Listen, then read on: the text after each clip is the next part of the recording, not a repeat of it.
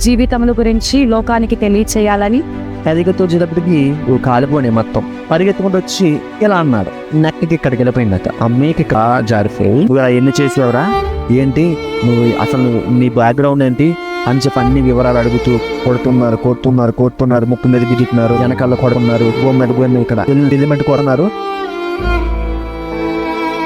కట్టేసి 2 చేతులు వెనకబెట్టి కట్టేశారు నాకు. ఇలా కట్టేసి అంటే మోకాలు వేసి కూర్చోబెట్టారు. నాకు బ్లడ్ కారుతూనే ఉంది, కొడతా ఉంటే ఇటు బ్లడ్ కారుతూనే ఉంది. నా బాడీ అంతా బ్లడ్ తేమని, బాడీ అంతా బ్లడ్. ఒక ఆర్మీ ఆఫీసర్ వస్తున్నారు, FIR బుక్ అయింది. కిటికీ ఉంది, కిటికీలో చూస్తే మెయిన్ రోడ్ కనపడతాయి. 2 గుడ్లు లేవేసి తినేసాడు. నువ్వు ఏడే మోకాలు వేసి ఒక రోజున ప్రార్థన చేసుకున్నప్పుడు వెనకాల నుంచి పరిగెత్తుకుంటూ వచ్చి ముసుకేసినంత ఎరా నువ్వు ప్రార్థన చేసుకుంటే నువ్వు నీతి మంత్రుడు అయిపోతావు, ఇక్కడ నుంచి నిన్ను విడిపించేస్తారు అనుకున్నావా? దేవుని నామానికి మహిమ కలుగును గాక. ఈ యొక్క సాయంత్ర సమయంలో ఈ యొక్క మాటలు వింటున్నటువంటి దేవుని ప్రియ బిడ్డలందరికీ కూడా నా ప్రత్యేకమైన వందనాలు. మరి ఈ మంచి సమయంలో మరి తమ్ముడు జోషి గారిని కలవటము ఎంతైనా సంతోషమే. నేను జోషి గారిని మరి ప్రత్యక్షంగా సంవత్సరం క్రితము శ్రీపరు అనే వారి సొంత గ్రామంలో కలవటం జరిగింది. ఆ తర్వాత మరి వారి యొక్క ఛానల్ ద్వారా అనేక మంది దైవ సేవకులు లోకానికి పరిచయం అవటం, నిజంగా దేవుని యొక్క రాజ్య వ్యాప్తి కోసము మరి దైవజనులు అందరిని అనేకుల్ని బయటకు తీసుకురావటం కోసము బ్రదర్ చేస్తున్న కృషి అయితే ఇక్కడ చూసుకున్నట్లయితే ఒక యవ్వన కాలంలో చక్కటి చిన్న వయసు తనకెంతో మంచి మరి బీటెక్ వరకు చదువుతూ ఉన్నటువంటి ఆ పరిస్థితి నుంచి ఇలా దైవ సేవకుల్ని కలవాలని, వారి యొక్క జీవితముల గురించి లోకానికి తెలియచేయాలని, దేవుని రాజ్య వ్యాప్తికి సహకరించాలని ఇలా అనేకమైన ప్రశ్నలు నాలో ఉన్నాయండి. అయితే నేను అనుకున్నాను, తమ్ముడు అందరి దగ్గరికి వెళ్ళి ఇంటర్వ్యూస్ తీసుకుంటున్నాడు, ఎలాగైనా నేను తమ్ముడు ఇంటర్వ్యూ తీసుకోవాలి, తమ్ముడిని అడగాలి. మరి ఏ విధంగా ఇలాంటి ఆలోచన కలిగింది? మా బాబు కూడా ఉంటున్నాడు, యవనస్తుడు. అసలు తమ్ముడికి ఇలాంటి మంచి ఆలోచన ఎలా వచ్చింది? మరి ఎంతో తగ్గింపు కలిగి, విధేయత కలిగి మరి ఇలా దేవుని పని చేసుకుంటూ వెళ్ళిపోతున్నాడు. తనను చూస్తే అట్లా అనిపించాడు, ఒక నార్మల్ పర్సన్ లాగా ఉంటాడు. కానీ ఇంత బలమైన పరిచర్య ఆ యొక్క తమ్ముడు ఛానల్ ద్వారా జరుగుతుంటే దేశ విదేశాల నుండి ఆ యొక్క కామెంట్లు అయితేనేమి, ఆ వ్యూస్ అయితేనేమి అదంతా చూసినప్పుడు అతను చాలా ఆశ్చర్యంగా ఉంది. కాబట్టి తమ్ముడిని తన మాటలతో తన సాక్ష్యమును పంచుకోవాల్సిందిగా ప్రేమతో తెలియచేస్తున్నాను. తమ్ముడు వందనాలు. చాలా సంతోషం మిమ్మల్ని కలవటము. నిజంగా యవ్వన కాలంలో మీరు ఇలాంటి బలమైన పరిచర్య, ఒక్కొక్కరికి ఒక్కో తలాంతి, పాటలు పాడేవారు, ఆరాధన చేసేవారు, వాక్యం పంచుకునేవారు, దేవుడు ఎవరికి అప్పగింపబడిన పనిలో వారు దేవుడు నడిపించుతున్నాడు. కానీ మీకు ఒక ప్రత్యేకమైన తలాంతి, మీరు బలపడటమే కాకుండా అనేక మారుమూల ఉంటున్నటువంటి దైవ సేవకులను ప్రపంచానికి పరిచయం చేసి వారి సాక్ష్యం ద్వారా అనేకుల్ని బలపరుస్తున్నారు. నిజంగా మీ యొక్క ఫలము పరలోకంలో అత్యధికముగా ఉంటుంది నేనైతే నమ్ముతున్నాను. మీ మాటల ద్వారా మీ యొక్క సాక్షిని పంచుకోవాల్సిందిగా కోరుతున్నాను. ప్రైజ్ అండి. ఈ వీడియో చూస్తున్న వీక్షకులందరికీ నా హృదయపూర్వకమైన వందనాలు. అలాగే ఈ చక్కటి అవకాశాన్ని మరియు ఈ యొక్క అర్చనారెడ్డి అక్కగారిని కలవడానికి చాలా సంతోషంగా ఉంది. నిజంగా చాలా మందికి నా సాక్ష్యం అనేది తెలియదు. బ్రదర్ జోషి అంటే వీళ్ళు సాక్ష్యాలు తీసి పెడుతూ ఉంటారు అని అనుకుంటారు. చాలా మందికి నా జీవిత సాక్ష్యం అనేది తెలియదండి. అసలు నేను ఇప్పుడు ఇలా నడుస్తున్నానంటే అక్క, దానికి కారణం కేవలం దేవుడు నాకు ఏ విధంగా కీర్తించాడో ఆ విధంగా నేను నడుచుకున్నాను కాబట్టి నేను ఇలా నడుస్తున్నా, కేవలం ఆయన కృప వల్లే. అయితే మాది ఏలూరు పక్కన ఒక చిన్న గ్రామం అక్క. మాకు దేవుడు అంటే యేసుక్రీస్తు ప్రభు అని, అంటే దేవుడు అంటే ఆ యేసుక్రీస్తు ప్రభు అని తెలియదు. మా గ్రామంలో రామాలయం ఉంటుంది, రామాలయం ఉంటుంది, గంగాలమ్మ గుడి ఉంటుంది, నాగేంద్ర స్వామి ఉంటుంది. అంటే ప్రపంచంలోని గుళ్ళన్నీ మా గ్రామంలో ఉంటాయి. అలాగే చర్చెస్ కూడా మా గ్రామంలో ఉంటాయి, మసీదు కూడా మా గ్రామంలో ఉంటాయి. అయితే వీళ్ళందరిలో కూడా ఈయన కూడా ఒక దేవుడు అని అనుకునేవాడు. ఎక్కడికైనా వెళ్ళా సరే ఒక ఫోటోలో 2 ఫోటోల తర్వాత 4 ఫోటోలు యేసుక్రీస్తు ప్రభు, అంటే హైందువులు, ముస్లిమ్స్, తర్వాత యేసుక్రీస్తు ప్రభు వారు పెడతారు. ఈయన కూడా ఒక దేవుడు అని చెప్పి నేను అనుకున్నాను.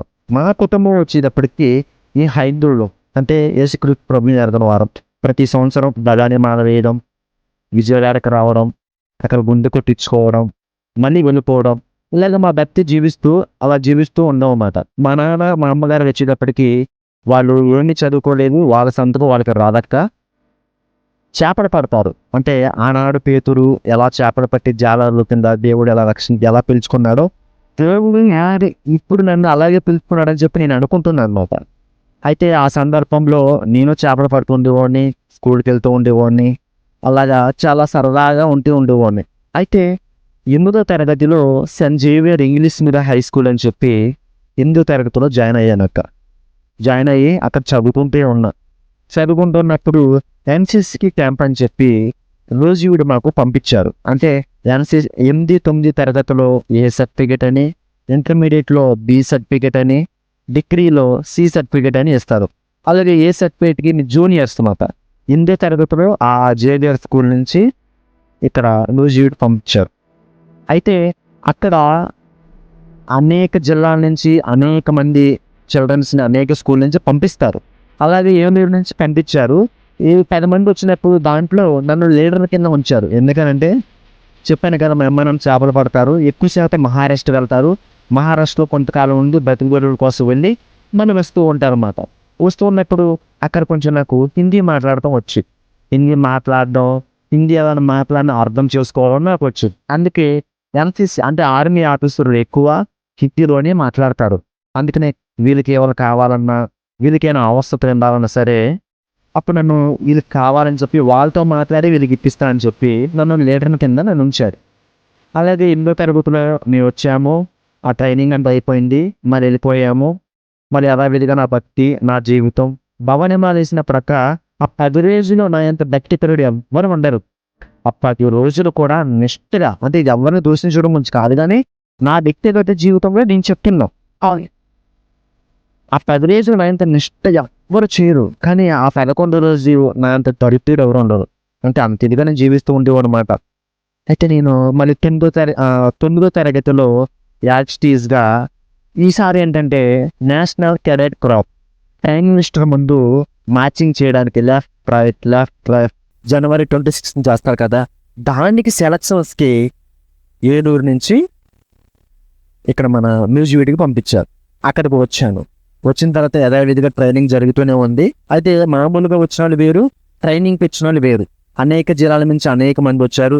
ఇంచుమించు అక్కడికి వెళ్ళాల్సింది 9 మంది వెళ్ళాలి, కానీ అక్కడికి వచ్చింది ఇంచుమించు 120, 130 మంది ఉన్నారు. ఆ 120, 130 మందిలో ఇంచుమించు అక్కడికి ఎంతమంది వెళ్ళాలి? 9 మంది మాత్రమే వెళ్ళాలి.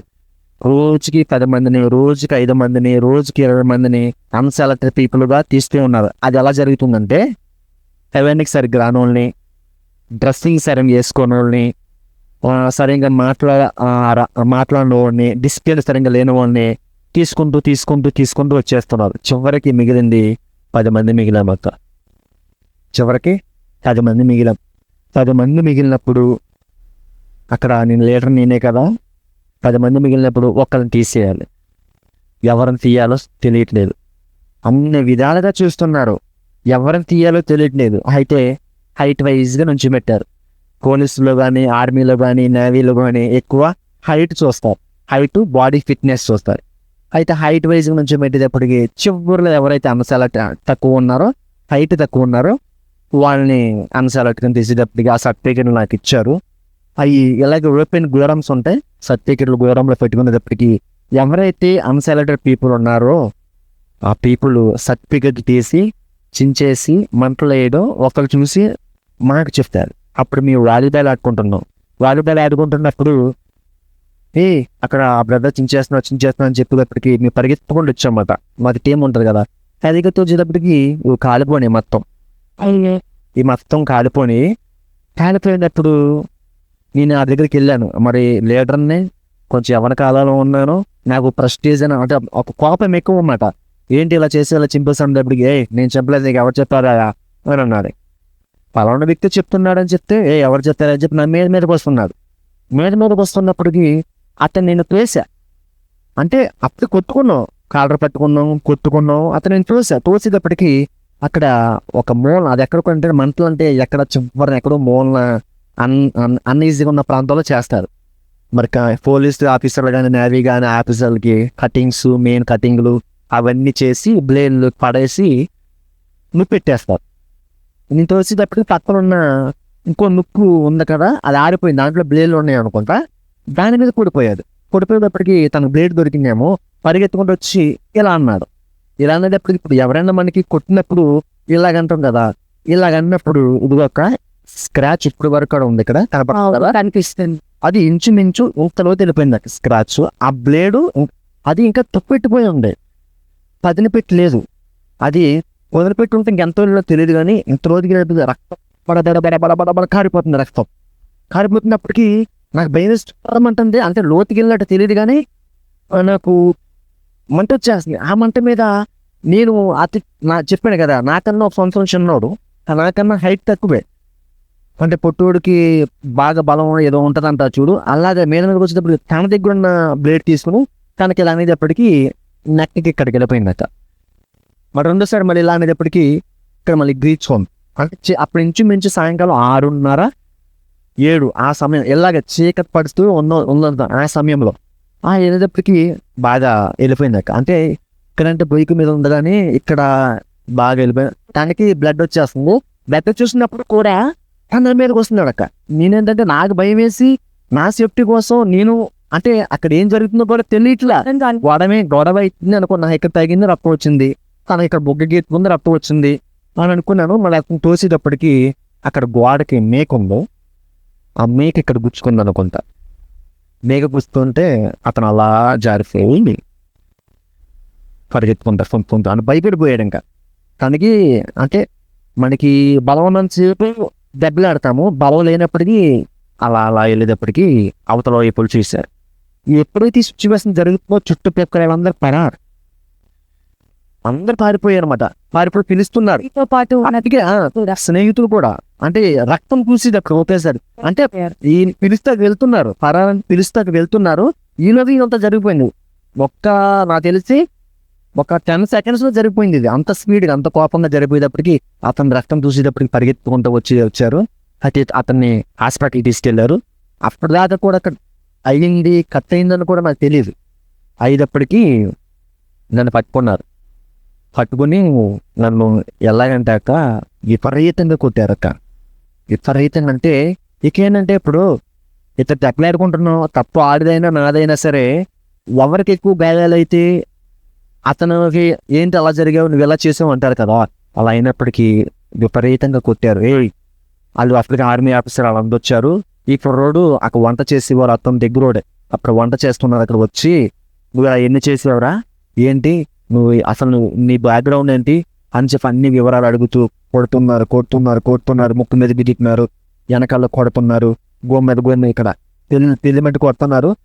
నాకు స్కోప్ లేదు. ఆర్మీ ఆఫీసర్స్ కాదు, అది చుట్టుపక్కల ఉన్న బ్రదర్స్. అంటే అక్కడ పెద్దోళ్ళు గారు ఉంటారు, వంట చేసే వాళ్ళు అక్కడ బ్రదర్స్. ఓకే, ఇలా కొడుతూ ఉండగా మా ఆర్మీ ఆఫీసర్లు వచ్చారు. ఆర్మీ ఆఫీసర్లు వచ్చి వాళ్ళు ఇంకా విపరీతంగా కొడుతున్నారు. విపరీతంగా అంటే ఎలా జరిగింది, ఏం జరిగింది, ఏంటి నేను చెప్పే లోపలే కొట్టేస్తున్నారు. నా జీవితం అంతా ఒకసారి రౌండ్ తిరిగింది. మా తల్లిదండ్రులకి వస్తే మా తల్లిదండ్రులు ఏం చదువుకోలే, నా జీవితం ఏంటి ఎలా అయిపోయింది అని చెప్పి అసలు మాట్లాడడానికి కూడా లేదు. నిజంగా నువ్వు నమ్మవక, వాళ్ళు గట్టిగా కొట్టినా కానీ నాకు స్పర్శ తెలియట్లా. అంటే నాలో లేదు. ఇంకా అయ్యో అలా అయిపోయాడు ఏంటి, నిజంగా నేనే చేశానా అంటే అనుకోకుండా జరిగింది కదా. ఆ యొక్క ఫీల్ మాట వచ్చేటప్పటికి బాగా కొట్టారు. కొట్టిన తర్వాత ఒక రూమ్లో పెట్టారు. పెట్టిన తర్వాత ఇంకా తాడెట్టి కట్టేశారు అక్క. కట్టేసి 2 చేతులు వెనక్కి పెట్టి కట్టేశారు. నాకు ఇలా కట్టేసి అంటే నా గురించి వాళ్ళకి తెలీదు. అన్ఎక్స్పెక్టెడ్గా ఇలా జరిగేటప్పటికి ఇదంతా నేరస్తుడు, ఇదంతా క్రిమినల్, అంత పైగా ఆర్మీ ఆఫీసర్ కదా, 1కి 4 విధాలుగా ఆలోచిస్తారు వాళ్ళు అని తాళ్ళెట్టి కట్టేసి మోకాలేసి కూర్చోబెట్టారు.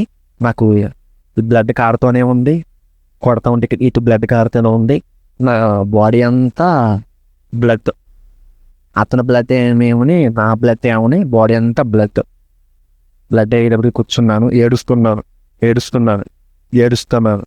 ఒక ఆర్మీ ఆఫీసర్ వస్తున్నాడు, పెట్టి ముఖం మీద తంటున్నాడు. నేను వెనకపోయిపోయా. మరి నన్ను లేపడం, కూర్చోబెట్టడం. ఎలా జరిగింది, ఏంటి, ఎలా జరిగిందండి సార్ అని లోపల మళ్ళీ కొడుకున్నారు. ఇంకోటి వెళ్ళారు, ఇంకో ఆర్మీ ఆఫీసర్ వచ్చారు. అలాగే వస్తాం. నేను ఇలాగే తాళ్ళతో ఉన్నాను, పడిపోతున్నాను, నేను లెగలేకపోతున్నా, మళ్ళీ లేపుతున్నారు. అయితే పక్కన ఆవిడ ఆర్మీ ఆఫీసర్ మీలాంటి ఒక సహోదరి పక్కన కూర్చుని, బాబు ఏమైందో చెప్పే బాబు, ఎలా జరిగిందో చెప్పు బాబు అంటే, ఇప్పుడు ఆవిడండి, అమ్మ ఇది పరిస్థితి, ఇలా జరిగింది, కావాలంటే ఫలానా వ్యక్తులు కానీ సాక్ష్యాలు ఉన్నారమ్మా, అమ్మంటే వాళ్ళు తీసుకొచ్చిన అడగండి అమ్మా అని చెప్తే, సరే అని చెప్పి వాళ్ళు అడిగారో లేదో తెలియదు. ఇలా చెప్పేటప్పటికి అప్పటికి ఎవరో రాలా, ఇంకా ఎవరో రాపోయేటప్పటికి నేను అలాగే మూలుగుతూ ఏడుస్తూ అని ఏడుస్తూ ఆ బాధపు తలుపుకుంటే అదేలాగా ఉంది. అలా ఉన్నప్పుడు తెల్లారే కాదు, ఒక అది 6:30-7 అది జరిగిందన్నాడు కదా, 10 మా ఆర్మీ ఆఫీసర్ వచ్చారు. మా బెటాలియన్ ఆర్మీ ఆఫీసర్ వచ్చి, ఎందుకు ఈ కాబని ఇలా పెడుతున్నారు, ఎందుకు ఇలా చిత్రహింసలు పెడుతున్నారు, ఏం జరిగింది, ఒకరు తప్పు చేశాడా, పోలీసులకి చెప్పండి, మీకు ప్రతి అవకాశం ఎవరు ఇచ్చారు అని చెప్పి వాళ్ళందరిని ఆపి కట్టడి చేసి, ఏమైందంటే ఇలా జరిగిందని చెప్తే అప్పుడు పోలీస్ కంప్లైంట్ ఇచ్చారు. పోలీసులు ఇచ్చారు, ఏం జరిగిందంటే ఇలా రాసుకున్నారు. తర్వాత వాళ్ళేం చెప్పారో తెలియదు, కంప్లైంట్ ఎలా రాశారో తెలియదు, ఎఫ్ఐఆర్ బుక్ అయింది. అంటే ఎఫ్ఐఆర్ బుక్ అయింది తెలియదు కానీ మ్యాప్ అయితే రాసుకున్నారు. ఎఫ్ఐఆర్ ఎప్పుడు బుక్ అయిందో చెప్తాను. ఇలా రాసుకుని వెళ్ళిపోయేటప్పటికి తెల్లారే 4:30-5 అతను చనిపోయాడని కవర్ వచ్చింది. బాబు చనిపోయాడని కవర్ వచ్చేటప్పటికి నేను లోనున్నాను, నిద్ర పెట్టట్లా, బయట ఆయన్ని చంపేయాలి, పోలీసులు కూడా చెప్పకూడదు, ఆయన చంపేయాలి. ఇంకోటంటూ ఆయన అలా కాదు, పోలీసులు వ్యాన్కి తాడి పెట్టి కట్టి ఇక్కడి నుంచి పోలీస్ స్టేషన్ వరకు ఈడ్చుకుంటే తీసుకెళ్ళాలి. మీ గురించి మాట్లాడి మా గురించి చనిపోయాడు కదా, వాళ్ళ ఫ్రస్ట్రేషన్లో ఉండి నా గురించి మాట్లాడుతున్నాడు. అంటే అక్కడ వంట చేసి వాళ్ళు వీళ్ళు మనుషులే. మరి ఒకరు ఏమంటే ఈయన అలా కాదురా, ఒక కర్రకి పంది కట్టినట్టు కట్టి వీడియో కెమెరాతో తీసి ఇది పోలీస్ స్టేషన్ తీసుకెళ్ళాలరా అన్నారు. ఈలోగా ఏమైందో తెలియదు కానీ, మరి ఆర్మీ ఆఫీసర్ ఎక్కడ ఉన్నారో తెలియదు కానీ పోలీసులు వచ్చారు, నన్ను తీసుకుని వ్యాన్లో తీసుకెళ్లారు. నూజివీడు జైల్లో తీసుకెళ్ళిన తర్వాత ఇతను పిల్లవాడు కాబట్టి జైల్లో పెట్టకూడదు అని చెప్పి ఎస్ఐ గారు కుర్చీ పక్కనే నాకు కూర్చోబెట్టుకుని ఒక చిన్న రూమ్ పక్కన ఉంది, దాంట్లో నాకు ఇచ్చారు. ఎస్ఐ గారు అంటే సార్ ఇలా జరిగింది అని అంటే అన్ని రాశారు. అప్పుడు నా ఎఫ్ఐఆర్ బుక్ అయిందండి. ఎఫ్ఐఆర్ బుక్ అయినప్పుడు టీవీలోనూ న్యూస్లోనూ నా యొక్క ఫొటోస్ వేసి ఫలానా వ్యక్తి ఇలా జరిగింది, నూజివీడులో ఇలా జరిగింది. అది కృష్ణా డిస్టిక్, మరి ఏలూరు వెస్ట్ గోదావరి, ఇది కృష్ణా డిస్టిక్. అయితే న్యూస్ వస్తాయి కదా, న్యూస్ వచ్చినప్పుడు మా అమ్మ నాన్న ఇంటికాడే ఉన్నారు. అప్పుడే మహారాష్ట్ర నుంచి వచ్చేసారు, 10 రోజులు అవుతుంది. వచ్చేసినప్పుడు మా అమ్మ నాన్న ఎక్కువ సీరియల్ చూస్తూనే ఉంటారు. అయితే మీలాంటి ఒక అక్క, మీలాంటి ఒక అమ్మ వెళ్ళి మీ కొడుకు ఇలా టీవీలో వస్తున్నాడు, ఏదో జరిగిందంట, మీ కొడుకు నిండా రక్తం ఉంది, చేశారు, ఏదో జరిగిందంట, న్యూజివీడు స్టేషన్లో పెట్టారంటే, మా కొడుకు అలా జరగడం ఏంటి, మా కొడుకు ట్రైనింగ్కి వెళ్ళాడు అంటే, ఎన్సీసీ అంటే అర్థం అవ్వదు, పోలీస్ ట్రైనింగ్ అంటే అర్థమైంది. పోలీస్ ట్రైనింగ్కి వెళ్ళాడు మా కొడుకు, ఏంటి ఇలా జరిగింది అని చెప్తే ఫలానా న్యూస్ ఛానల్ పెడితే నేను కనబడుతున్నాను. తెల్లారి మా పల్లెటూరు కదా, పెద్ద మనుషులు హిస్టరీతో మా పెద్దలు, మా అమ్మ నాన్న, మా నాయనే పొద్దున్నే న్యూజివీడ్కి వచ్చేటప్పటికి నేను మా అమ్మ మీ వాళ్ళు వచ్చారు అని మాట్లాడుకుంటారు కదా, ఆ పెద్దలు ఎవరో వచ్చారు అని మాట్లాడుకుంటారు కదా. నేను మెల్లగా అప్పుడు నాకు బాగా మొత్తం నొప్పులక్క, బాగా నొప్పులు. కానీ ఏంటంటే పోలీసులు నా మీద ఒక్క చేయి కూడా వేసుకోలేదక్క, నిజంగా చెప్తున్నాను. పోలీసులు అరిశారు, ఒక్క దెబ్బ కూడా వేయలేదక్క. వాళ్ళే హాస్పిటల్ తీసుకెళ్లారు, చూపించారు. అయితే మీ వాళ్ళు వచ్చారని అనగానే నేను మెల్లగా కిటికీ ఉంది, కిటికీలోంచి చూస్తే మెయిన్ రోడ్ కనపడతాయి. ఆ కిటికీలోంచి ఇలా చూడగానే మా నాన్న, మా మావయ్య, ఇంకా మా ఊళ్ళో అందరూ ఉన్నారు. అయితే నేను నా మొహం చూపించుకోలేకపోతున్నాను, ఎందుకంటే తప్పు చేస్తున్నాను. తప్పు చేసి నేను నా మొహం చూపించుకోలేకపోతున్నా. మా నాన్నలు వచ్చారు, వచ్చిన తర్వాత నన్ను తెలుసు ఇలా జరిగిందని, సార్ ఏదో అయిపోయింది సార్, కొంచెం చూడండి అని చెప్పి పెద్దలు ప్రెసిడెంట్ అన్ని మాట్లాడమ్మా, నేను ఏమి చేయలేను, తను చనిపోయాడు, ఎఫ్ఐఆర్ బుక్ అయింది కాబట్టి మీ కోర్టుకి అది చెప్తాం, మీరు కోర్టుకి వెళ్ళి మీ పనులు మీరు చూసుకోండి, మీరు బెయిల్ మీద తీసుకురండి అని చెప్పారు. అని చెప్పిన తర్వాత ఆ తెల్లారే నేను వెళ్ళాలి కోర్టుకి. ఆ నైట్ నేను నైట్ పడుకున్నప్పుడు గదిలో ఓ ఓ చలికి వణుకుపోతున్నా. అని ఓయ్ బాబు ఇట్రా అని మా నాన్న కేకేసి నీ కూడా పలుతాడుతున్నట్టున్నాడు, అవును మీ కొడుకు పక్కన పడుకో అనగానే మా నాన్న ఒక ఆహారం తెచ్చారండి. ఆహారం తెచ్చి అక్కడ పక్కలో అక్కడ పెట్టి, ఆహారం ఏంటంటే నేను హాస్టల్లో చదువుకున్నప్పుడు ఒక 100 రూపాయల బిర్యానీ మా నాన్న తెచ్చేవాడు. అటువంటి పక్కలను తెచ్చి అక్కడ పెట్టి, నేను వస్తానే ఏయ్ నీ వల్లే నాశనం అయిపోయారా, నీ వల్లే నా జీవితం ఎలా అయిపోయిందిరా, నీ తల ఎత్తుకోలేదురా అని అంటాడు అనుకున్నాను. కానీ నానా అయిపోయింది, ఏదో అయిపోయింది, తల తాకట్టు అయినా సరే నేను ఇక్కడి నుంచి నేను తీసుకెళ్తాను భయపడము అని చెప్పి మొట్టమొదటిగా మా నాన్న నాకు బయలు ఇచ్చి కన్నీరు తెప్పించి, నా చేతులు బాగోలేదు కదా మా నాన్న నాకు అన్నం తినిపించాడు. అలా పడుకున్న తర్వాత అక్కడ చాలా జరిగింది పోలీస్ స్టేషన్లో. కానీ ఏం చెప్పడానికి ఇబ్బంది లేదు. కానీ తెల్లారి నేను ఇంకా కోర్టుకి తీసుకెళ్ళారు. కోర్టుకి తీసుకెళ్ళిన తర్వాత ఇక్కడే విజయవాడ కబేలా చిల్డ్రన్ అబ్జర్వేషన్ హోమ్ ఇప్పటికీ అక్కడే ఉంటుంది, విజయవాడ కబేలాలో. అక్కడ తీసుకెళ్ళిన తర్వాత కోర్టుకి తీసుకెళ్లారు. కోర్టుకి తీసుకెళ్ళిన తర్వాత అక్కడ చిల్డ్రన్ అబ్జర్వేషన్ హోమ్ అంటే బాలల నేరస్తుల గృహము. 18 సంవత్సరాల మేపు ఉన్న వాళ్ళే అక్కడ తీసుకువెళ్తారు. అప్పుడు నాకు 13 సంవత్సరాలు. అంటే నా వయసు ఎంత ఉంటుందో, నేను ఎలా ఉంటానో, ఏ హైట్లో ఉంటానో, నా జ్ఞానం ఎలా ఉంటుందో అందరికీ తెలుసు. అప్పుడు నన్ను లోనే తీసుకెళ్లారు. పైన కోర్టు, కింద ఇలా పెద్ద హాల్లో నన్ను కొంచెం హాల్ బయటే ఒక వరండా ఉంటుంది. ఆ వరండాలో నన్ను ఉంచిపెట్టి నా మీద ఉన్న బట్టలు, డ్రాయరు, ఇంకులుడు, ఒక మల్తాడు కూడా మొత్తం తీసేసి నెత్త నిలువుగా నన్ను నిలబెట్టి మొత్తం తీసేసి వేల ఉన్న బట్టలు ఎప్పుడు ఎవరు వచ్చినా వేస్తారు వాసన బట్టలు. ఆ బట్టలు నాకు ఇచ్చి వేసుకోమన్నారు. వేసుకున్నా. గుండీలు సరిగ్గా లేదు, బట్టలు సరిగ్గా లేవు. ఆ ఆలోచన నాకు లేదు. నా జీవితమే మైండ్ సెట్ తిరిగిపోతూ అన్నమాట. మా నాన్న బయట ఉండి ఏడవట్లేదు కానీ ఎర్రగా కళ్ళు వచ్చి, అంటే తమ సంతకం తనకు రాదు. కోర్టు మెట్లు ఎప్పుడెక్కల, జైలు మెట్లు ఎప్పుడెక్కడ, ఏం స్థితి. ఎవ్వరు పలానా దగ్గరికి వెళ్ళా 500, పలానా చోటుకి వెళ్ళినా సంతగా తరంట 1000 రూపాయలు, అంటే అవునుకి వెళ్తే బ్రతికి అన్న స్థితి. మా నాన్న పరిస్థితి చూసేటప్పటికి మా ఇంటి స్థలం తప్ప మాకు ఏ ఆస్తి లేదండి.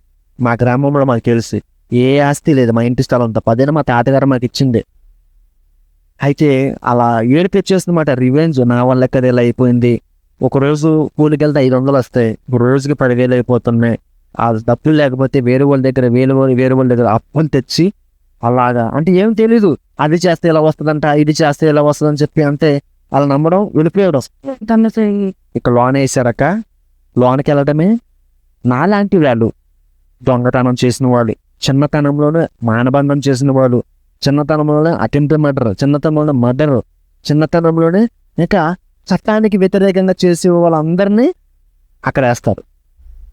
అంటే మాది ఏలూరుని ఎందుకు వేయలేదు అని అడగొచ్చు. జరిగింది కృష్ణా డిస్టిక్లో కాబట్టి ఇక్కడ విజయవాడ తీసుకొచ్చారు. వేసుకొచ్చినప్పుడు అక్కడ నేను మూలకి వచ్చి నువ్వు ఏడవడే నాకు తెలియని టీవీలో చూపిస్తారు. టీవీలో చూస్తాను కదా, జైలుకి వెళ్ళినప్పుడు అన్నం పెడితే చికెన్ లాగా వేసుకోవడం, గుడ్డు తీసుకొని తినడం, అది స్వతంగా నేను అనుభవించానక ఏడుస్తున్నాను. అక్కడే వాళ్ళలోనే సీనియర్స్ అంట. ఒకళ్ళు 2 సార్లు 3 సార్లు 4 సార్లు వచ్చిన వాళ్ళు ఎక్కడ ఉన్నారు, పేరెంట్స్ వదిలేసిన వాళ్ళు ఎక్కడ ఉన్నారు. ప్రైవేట్కి వెళ్ళడమే మళ్ళీ లోనికి వచ్చి వెళ్ళాలి. అటువంటి పరిస్థితి వాళ్ళకి అనుభవం అయిపోయింది. అయితే అన్నం పెడుతున్నారు, గుడ్డు వేసుకుంటుంటే గుడ్డులు లేదేసి తినేసేయడం. నేను ఏడిపే రా, నీలాంటి వాళ్ళు బోర్డు మంది చూసేలా ఏడు బాపుతా ఆపవా అని ఏడుపు ఆగిపోతే కొట్టేసేవారు. అట్లా కొట్టేసేటప్పుడు ఏడుపు.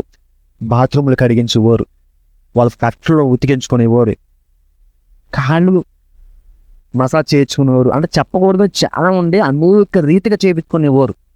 నాకేంటంటే ఏం చేస్తున్నా కానీ ఒక పక్కనేమో తల్లిదండ్రులకు దూరం అయితే, ఇంకో పక్కనేమో సమాజానికి బ్యాక్ నుండి వచ్చేసింది, ఇంకో పక్కనేమో ఊర్లో తలెత్తుకోలేను, ఇంకో పక్కనేమో ఈ స్థితి. నేను ఎలా బయటికి వెళ్ళాలి, ఏంటి నా జీవితం అయిపోయాను, ఏడవటమే, ఏడిపోయిన బ్రతుకు, ఇంకా ఏమీ లేవు. మా నాన్న ప్రయత్నాలు మా నాన్న చేస్తూ ఉన్నారు. ఏంటంటే పేర్లు పెడతా పేర్లు ఇచ్చేస్తున్నారు.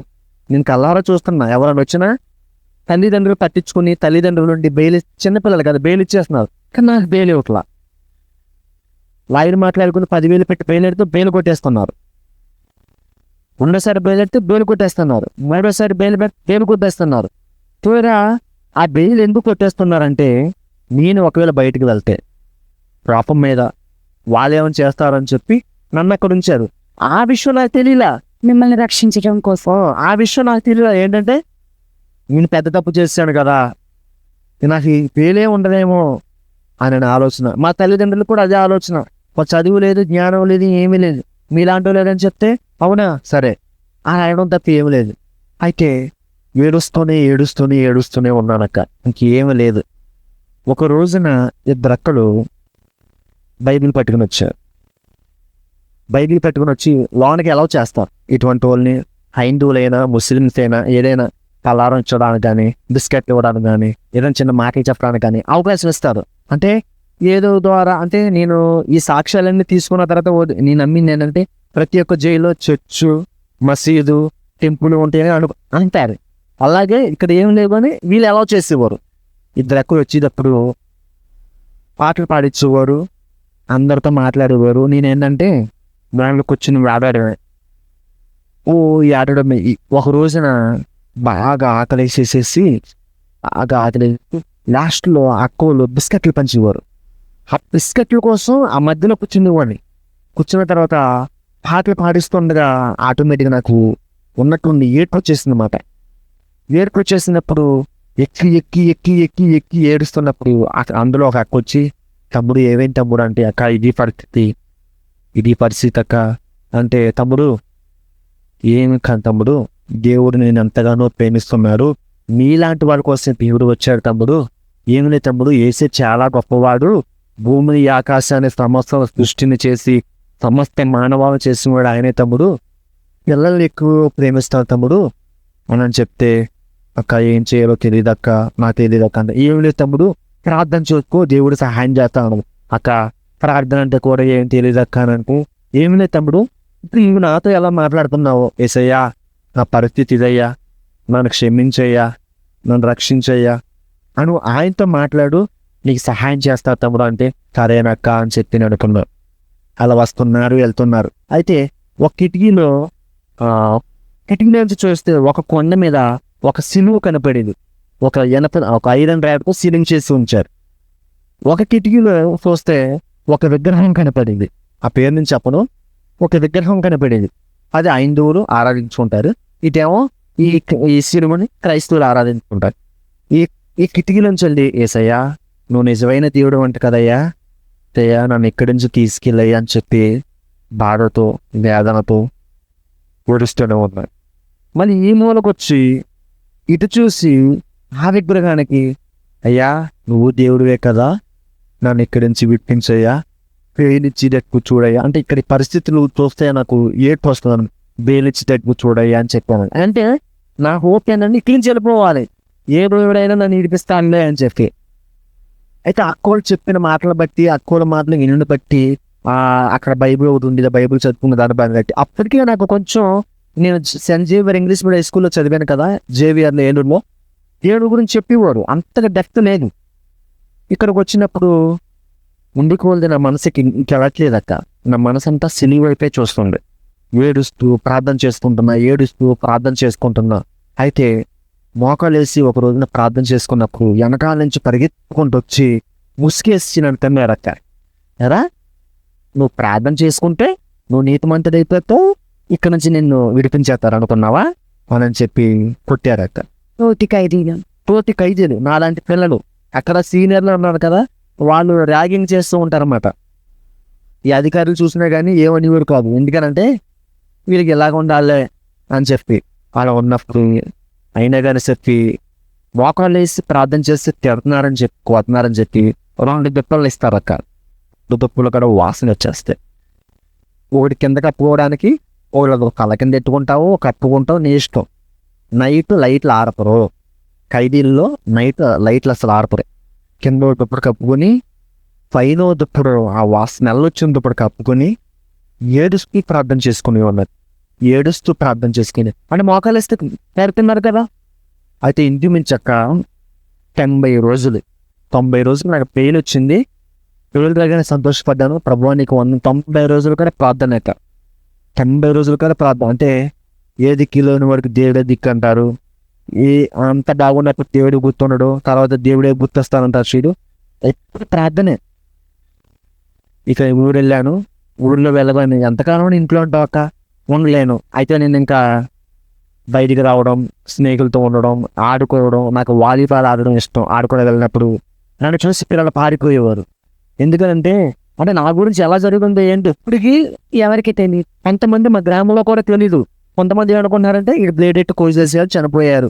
అంతే తప్ప అసలు ఎలా జరిగింది ఏంటో ఇప్పటికీ కూడా చాలా మంది ఎవరి తప్పు ఎవరి ఒప్పని ఎవరికి తెలీదు. ఇప్పుడు పల్లెటూరులో ఏంటంటే 1కి 4 చెప్తారు. అయితే పిల్లలు పారిపోయినప్పుడు చాలా ఏడ్చివాడిని. కొంతమంది తల్లిదండ్రులు రే వాళ్ళ దగ్గరికి వెళ్ళమోకరా, చంపేస్తాడరా అని అనేవారు. ఎందుకంటే ఎవరి తల్లిదండ్రులు వాళ్ళకి చెప్పుకుంటారన్నమాట. అయితే స్కూల్కి జాయిన్ చేయడం, స్కూల్కి వెళ్ళేటప్పటికి స్కూల్లో జాయిన్ చేసుకోలే. బ్రాడ్ కంటెంట్ అని స్కూల్లో టీసీలో రాసినప్పుడు ఇక వేలూరులో జాయిన్ చేసుకోవడం అని చెప్పి కైకులూరు గవర్నమెంట్ కాలేజీలో స్కూల్లో జాయిన్ అయ్యా. జాయిన్ అయినప్పుడు ఒక వారం రోజులు బాగానే ఉన్నాను. తర్వాత నా గురించి తెలిసింది, మళ్ళీ నాకు టీసీ ఇచ్చేసి పంపించేసినప్పుడు చదువుకోవాలని ఆశ మా బావగారి ద్వారా 10th క్లాస్లో 3 ఉన్నాం ఒక స్కూల్లో. ఆ స్కూల్లో నా పరిస్థితి అర్థం చేసుకుని జాయిన్ చేసి 10th క్లాస్ అయిపోయింది. అయితే మొట్టమొదటిగా నేను ఇక్కడి నుంచి మా ఊరు వెళ్ళినప్పుడు నవజీవన సహవాసం అని అందజేస్తానని చెప్పి మా పక్కన ఆశీర్వాదం గారు బీపీ అక్క అంటాము, ఆ అక్కడ ఉండేవారు. ఆ అక్కని ఉన్నప్పుడు తమ్ముడు చర్చి రావచ్చురా అని చెప్పి అంతా ఉండేవారు. నేను వెళ్ళగానే బైబుల్ పట్టుకొని, బైబిల్ అంటే ఏంటంటే అప్పుడు మా అక్క కొంచెం క్రైస్తవురాలుగా ఉండేది. ఆ బైబిల్ పట్టుకొని నేను మొట్టమొదటిగా ఆ ఊరు చర్చికి వెళ్ళా. మరి మీ అమ్మ నాన్న? మా అమ్మ నాన్న అబ్జెక్షన్ ఏం పెట్టలేదు. మా అమ్మ నాన్న ఏమందంటే ఏ దేవుడైతే తెలియని రక్షిస్తాలే వెళ్ళరా అని చెప్పి ఫస్ట్లో అందరూ కార్లు పెన్లు అని చూస్తూ నన్ను ఎందుకు తలవాడు పుట్టించా ప్రభు అని అనుకునేవారు. అంటే దేవుడు అన్నాను, ప్రభు అని కాదు దేవుడు అన్నాను. కానీ ఏంటి ఇప్పుడు అర్థమైంది, పేదరికంలో పుట్టడం వల్ల నాకు మంచి జరిగింది. ఎందుకంటే ఒక ఉన్నతంలో పుట్టుంటే వాగు అంటే ఆగిపోవాలి. కానీ అందుకే నేను చాలా సంతోషపడతాను. వెళ్ళాను, ఎక్కడ లేని ప్రేమ, ఎక్కడ లేని ఆదరణ ఆ చర్చిలో నాకు దొరికింది. అసలు అంటే దేవుని సన్నిధిలో నాకు దొరికింది. అందరూ మాట్లాడేవారు, వాదార్చేవారు. అలా సంఘానికి వెళ్తుండేవాడిని. అయితే నేను నాకు మొట్టమొదటిగా దేవుడిలో బలపడింది ఎక్కడంటే కాలేజీ టైంలో 10th క్లాస్ అయిపోయింది. అందరూ ఎంపీసీ అంటారని చెప్పి ఎంపీసీ ఫస్ట్ ఇయర్ కోసం ఇంగ్లీష్ మీడియం తీసుకున్నాం. హాస్టల్లో జాయిన్ అయ్యాను. ఈ కాలేజీలో వికాస్ జూనియర్ కాలేజ్ కైకులూరులో జాయిన్ అయ్యాను. జాయిన్ అయినప్పుడు అక్కడ నాకు వికాస్ కాలేజ్లో జాయిన్ అయ్యాను. జాయిన్ అయిన తర్వాత ఇక కాలేజీ నుంచి హాస్టల్కి వెళ్తే అన్నాను. వెళ్ళినప్పుడు ఏంటంటే నేను డైలీ సర్వీస్ చేస్తూ ఉంటాను కదా సైకిల్ మీద. అయితే ఒక రోజున ప్రిన్సిపల్ నేను అమ్మాయిలు నేర్పిస్తున్నట్టు ప్రిన్సిపల్కి చెప్పారంట. ఒక అటెండర్ చూసి ప్రిన్సిపల్కి కంప్లైంట్ ఇచ్చారు. ఏంటంటే ఈ అబ్బాయి రోడ్డు మీద అమ్మాయిలు నేర్పిస్తున్నాడని చెప్పి. కానీ ఆ రోజు నేను బయటికి వెళ్ళలేదు. నేను కాలేజీలోనే హాస్టల్లోనే భోజనం హాస్టల్ నుంచి కాలేజీలో భోజనం తెచ్చుకొని నేను తిన్నాను. అయితే ప్రిన్సిపల్ అని కేకేశాడు. దీనికంటే ముందు ఏంటంటే అమ్మాయిల్ని స్టీజింగ్ చేయడం, అమ్మాయిల్ని ఏడ్పించడం అంటే అంత ఇదిగా కాదు కానీ ఉండేది. కానీ దేవుడిని ఎప్పుడైతే నేను అంగీకరించానో ఇవన్నీ విడిచిపెట్టేశాను. అక్క కాలేజీలోకి బైబిల్ తీసుకుని చదవడం, కొంతమంది హేళన చేయడం, ఇంకా పెట్టిన బైబిల్ పెట్టాడు, అలా జరిగేది. అయితే ప్రిన్సిపల్ కేకేశాడు. ప్రిన్సిపల్ కేకేసినప్పుడు ప్రిన్సిపల్ రూమ్లోకి వెళ్ళానక్క. ప్రిన్సిపల్ రూమ్లోకి వెళ్ళినప్పుడు అక్కడ స్టాఫ్ అందరూ ఉన్నారు. రా నీ పరిస్థితి ఏంటో తెలుసు, నీ స్థితి ఏంటో తెలుసు, నీ గురించి నాకు తెలుసు, ఇక్కడ ఎవరికి తెలియదు, నాకు తెలుసు. ప్రిన్సిపల్ అంటాం, నువ్వేంటి ఎలా చేస్తున్నావు అంటే నేను కాదు సార్, నేను ఇక్కడే ఉన్నాను సార్, నేను ఇక్కడే తిన్నాను సార్ ఉన్నా కానీ నేను ఇంట్లో అటెండర్తో అబద్ధం ఆడతాడా అని చెప్పి అనగా నేను అలాగే మౌనంతో ఉన్నాను. పక్కన టీచర్లు అందరూ కూడా ఏంటి బాబు చక్క చదువుకోవచ్చు కదా, ఏంటి ఈ వయసులో ఏంటి ఇలా చేయడం, చెయ్యని దానికి అనవసరంగా నిందొచ్చింది అది నాకు తెలుసు. కానీ ప్రిన్సిపల్ తప్పుకోవడం లేదు, అటెండర్ చెప్పారు కాబట్టి ఆయన అన్నారు. అయితే అక్కడికి వెళ్ళినప్పుడు నేను హాస్టల్కి వెళ్ళిపోయా. ఏడుస్తున్నా. అయ్యో నేను ఏ పీరియడ్ వచ్చినా, ఏ సారి వచ్చినా పలానోడు ఈ వ్యక్తి అనుకుంటాడని చెప్పి ఒక బాధ. రెండోది నేను తప్పు చేయలేదు ప్రభా, నీ గురించి సమస్త విడిచిపెట్టేశాను ప్రభా, నా గురించి అయితే నువ్వు నాకు చెప్పావు, నేను విడిచిపెట్టేసాను, ఇది తప్పు అన్న విడిచిపెట్టేశాను ప్రభా అని చెప్పి అలాగే ఉన్నాను. అలాగే నైట్ అయిపోయింది. నైట్ అయిపోయిన తర్వాత నిజంగా నేను అప్పుడు దేవుడు బైబిల్ ద్వారా మాట్లాడతాడు, దేవుడి కళల ద్వారా మాట్లాడతాడు, దేవుడి శపనం ద్వారా మాట్లాడతాడు, దేవుడి ఇతరుల ద్వారా మాట్లాడతాడు, ఇది జీవం గల బైబిల్ అని అనుకోడు. కానీ ఏ అనుభవం కూడా నాకు లేదక్క, ఏ అనుభవం లేదు. చర్చికి వెళ్తూ ఉండేవాడు, వేస్తూ ఉండేవాడు. నైట్ పడుకున్నాను, ఎప్పుడు నాకు ఒక అధ్యాయం చదువుకోవడం అలవాటు, అది ధ్యానించడం అలవాటు. నాకు బైబిల్లో రోజుకు అధ్యాయం చదవడం అలవాటు అక్క, ఆ అధ్యాయం ధ్యానించడం అలవాటు. అయితే ఆ రోజున నాకు చదువుకోబుద్ధి అవ్వట్లేదు, ధ్యానించబుద్ధి అవ్వట్లేదు. పడుకున్నాను. ఎందుకు 11ంటికి లెగిసి లైట్ వేసుకుని మత్తయి సువార్త ఇప్పుడు 5 అధ్యాయం చదవాలి. 5 అధ్యాయం చదువుతున్నప్పుడు నా కన్నీళ్ళు ఆగట్లా. ఆ కన్నీళ్ళకి బైబిల్ తడిసిపోతుంది. అయినా సరే ఆ బైబిల్ చదువుకుంటూ మత్తయి సువార్త 5వ అధ్యాయము చదువుకుంటూ వస్తున్నాను అక్క. అయితే మత్తయి సువార్త 5వ అధ్యాయం 11వ వచనంలో ఏముందంటే,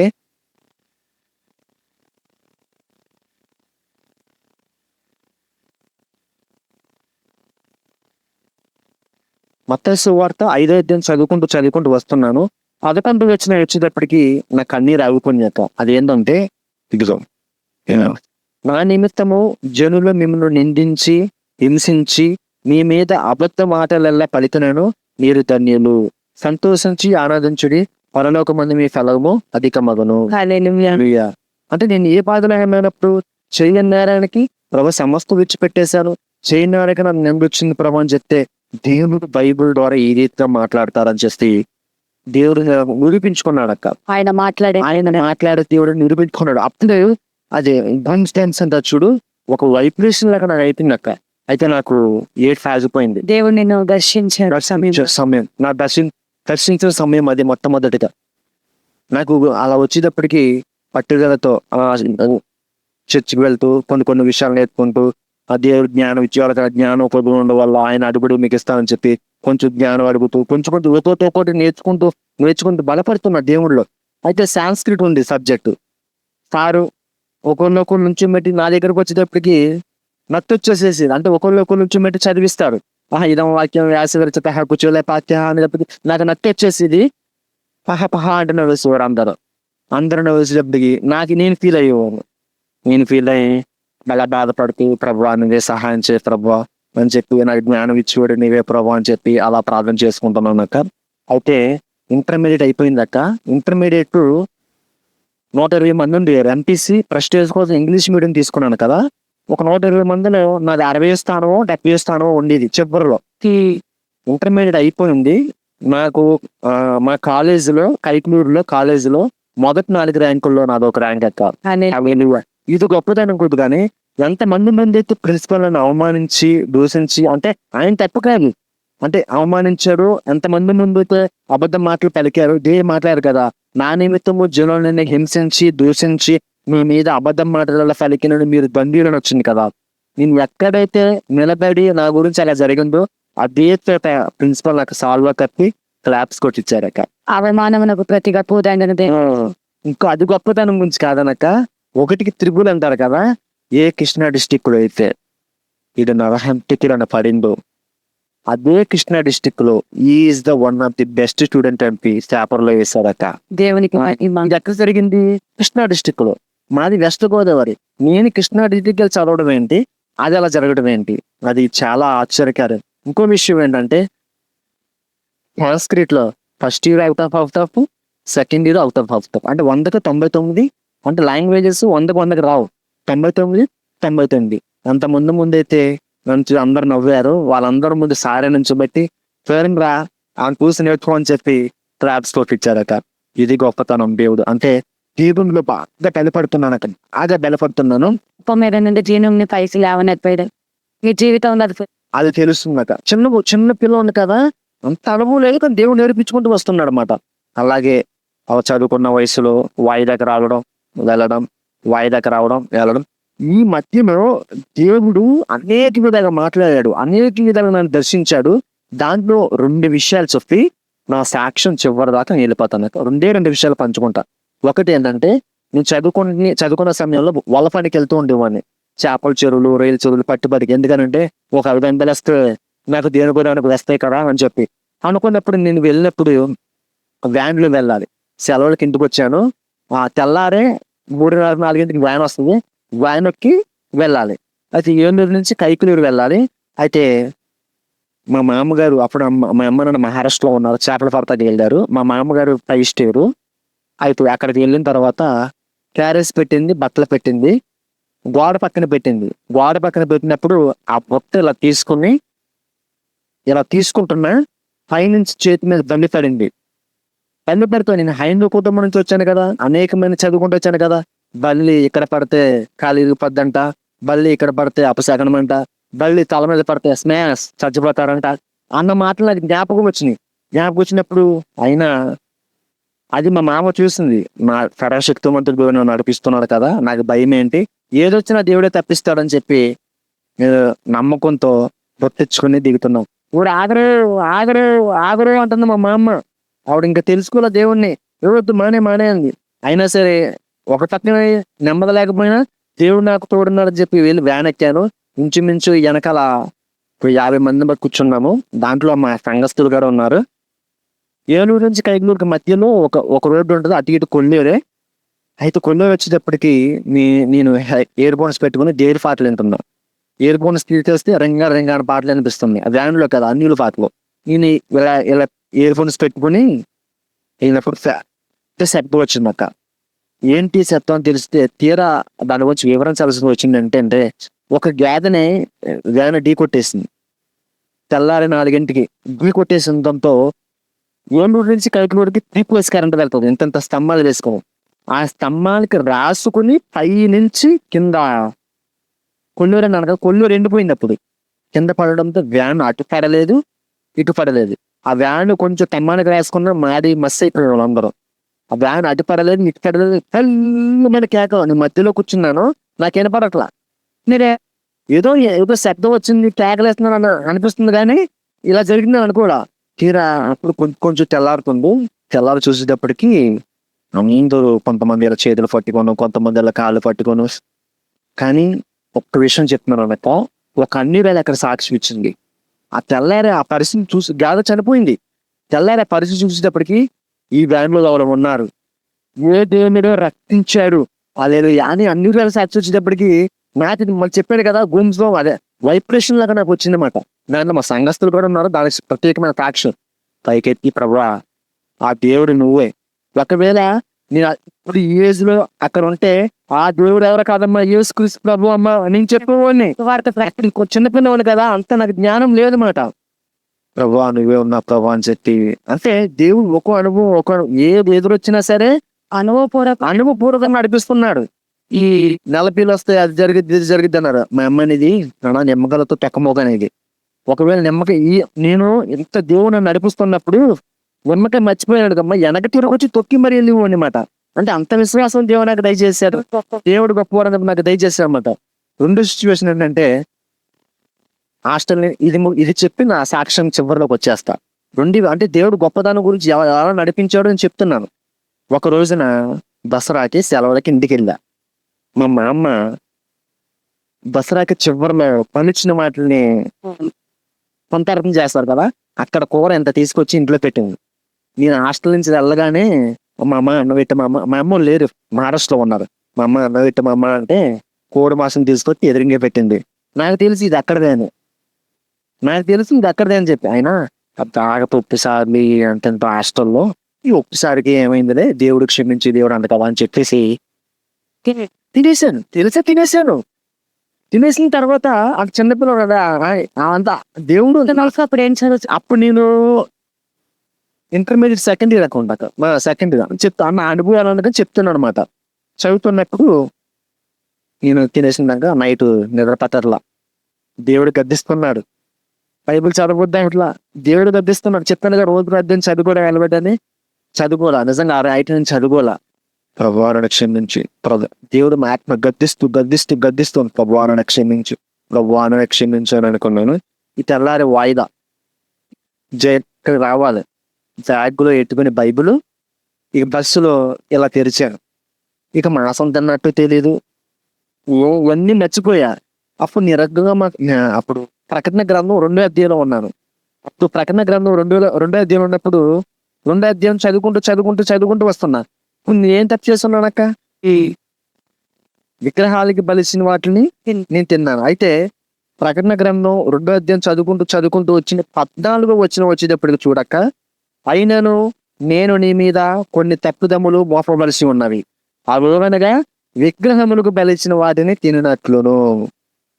ఈ వాక్యం వచ్చిన జోషి, నువ్వు తప్పు చేసావు, నేను చూశాను, నువ్వేం చేసావు తెలుసా? విగ్రహములకు బలిచ్చిన వాటిని నువ్వు తిన్నావు అన్నప్పటికీ పశ్చాత్తాపడి, ప్రభువా నువ్వు మాట్లాడే దేవుడిని నిరూపించావు, నువ్వు చూచుచున్న దేవుడు అని నిరూపించావు ప్రభువా, నీకు వందనాలు చెక్కి అలా వాయిదాకి వెళ్ళి వచ్చాను. అలా చదువుకుంటున్నాను, వాయిదాకి వెళ్ళి వస్తున్నానక్క. చిన్న జడ్జిమెంట్ టైం, ఇంకా అనేకమైన అనుభవాలు ఉండే సమయం లేదు.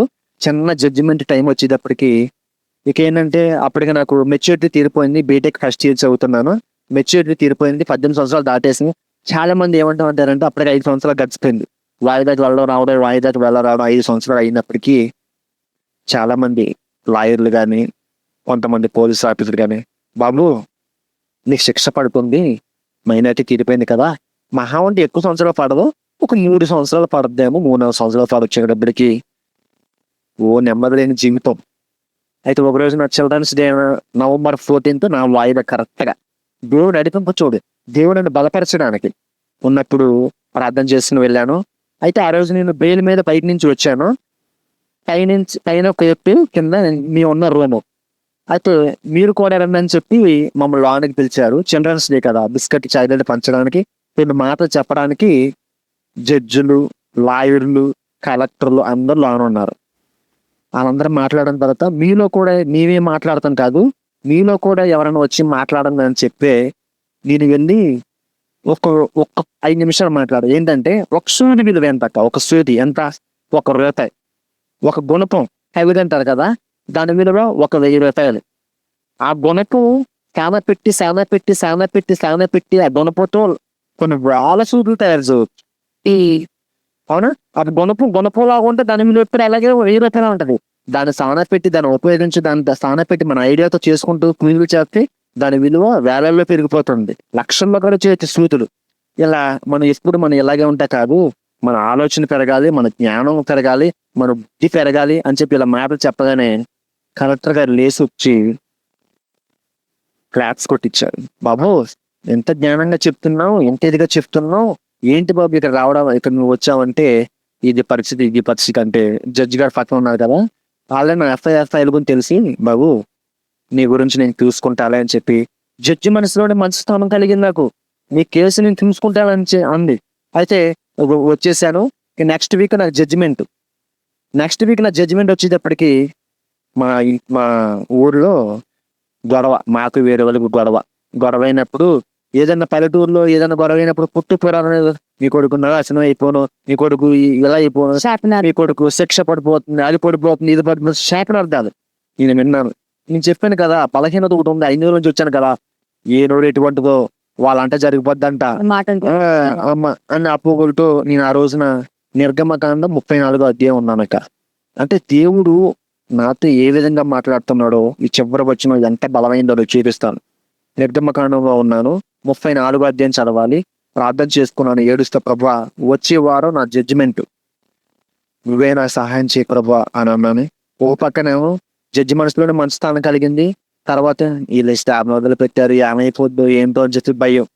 అయితే మా ఫాస్టర్ గారికి, మా విశ్వాసులకు అందరూ నా గురించి ప్రార్థన చేస్తూ ఉండేవారు.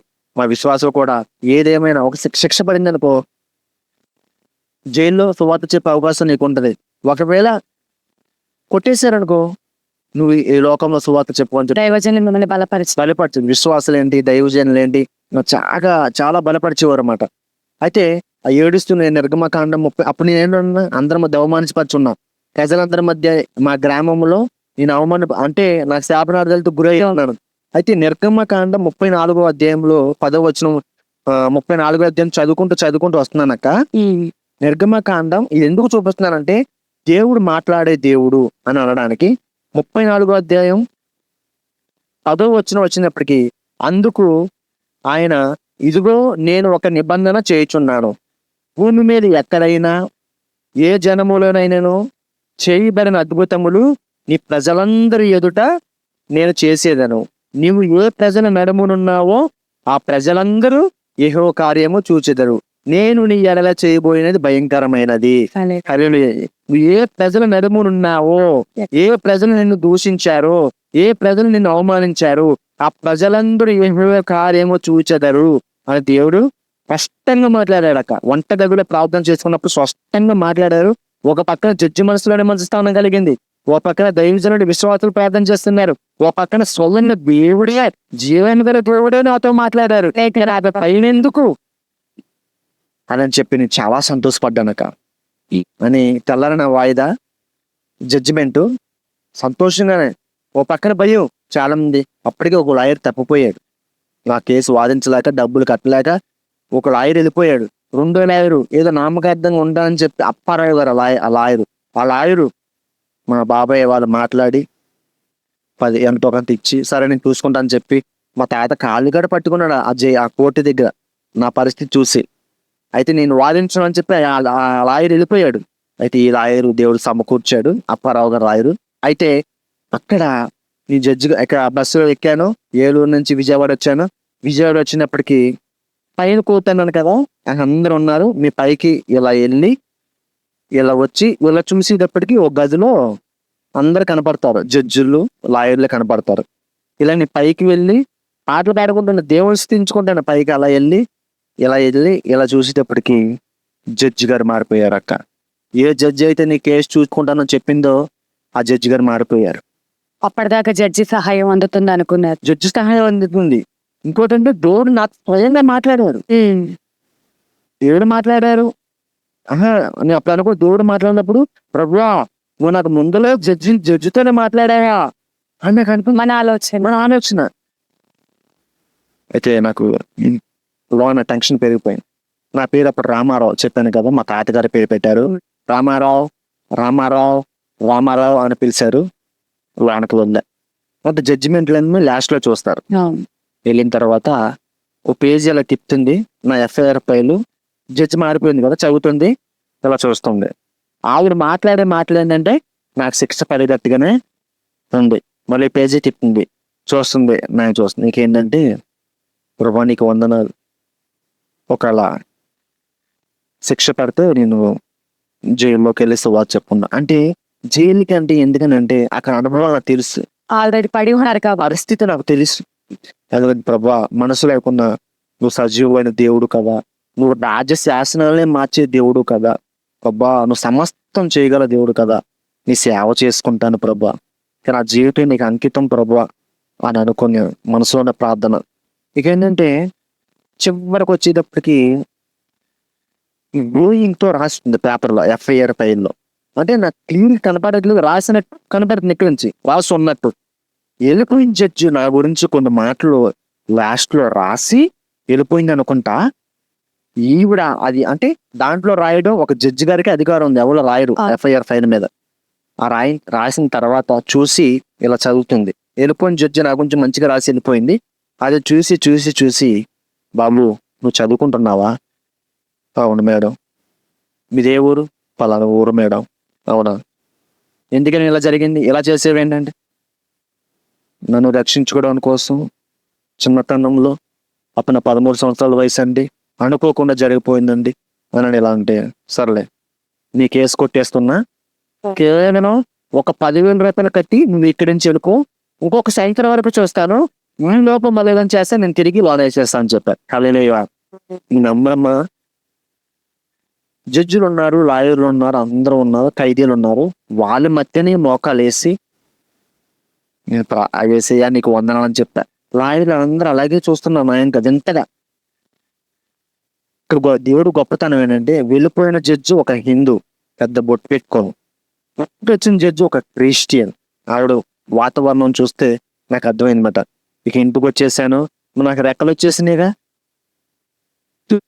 అంతా బాగున్నప్పుడు దేవుడా నీకు వందనాలు, దేవుడా నువ్వే నాకు ఆధారం, దేవుడా నీకు ఆధారం అని అనుకున్నాను. ఎక్కడ చేసినప్పుడు మళ్ళీ లోకంలో కలిసిపోవడం, లోక జీవితంలో కలిసిపోవడం. ఇక ఏంటంటే ఈ దేవుడి సేవ అన్నది పోయింది, ఆ తలంపు పోయింది. డబ్బు సంపాదించాలి, ఏదో బిజినెస్ చేయాలి, ఏదో మంచిగా జాబ్ చేసుకోవాలి, డబ్బు సంపాదించాలి, పలానా వ్యక్తి చాలా మంది మా ఇంటికి రావాలి, పలానా వ్యక్తి అప్రూవ్ అనాలి, చాలా మంది మా ఇంటికి కూర్చోవాలి, నా గురించి పొగడ అంటే ఒక ఫీలింగ్. అయితే ఇలా ఇలా దేవుని మనకు అవమానం వచ్చినప్పుడు ఒక రోజున ఇంట్లో కూర్చుని నా జీవితం కూడా స్థిరత్వం లేదు.